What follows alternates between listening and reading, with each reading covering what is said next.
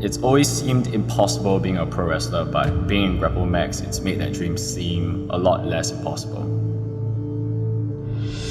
My journey with Grapplemax has given me the confidence to just try out new things, and I've learned that I could do more things if I just go for it. The top thing I've taken away from these 2+ years I've been performing in Grapplemax is really getting comfortable in your own skin. Having this second family really means a lot. It really helped in my recovery from depression, and it really gave me a purpose to improve and do better in life, personally and professionally. What has my journey in Grapplemax given me?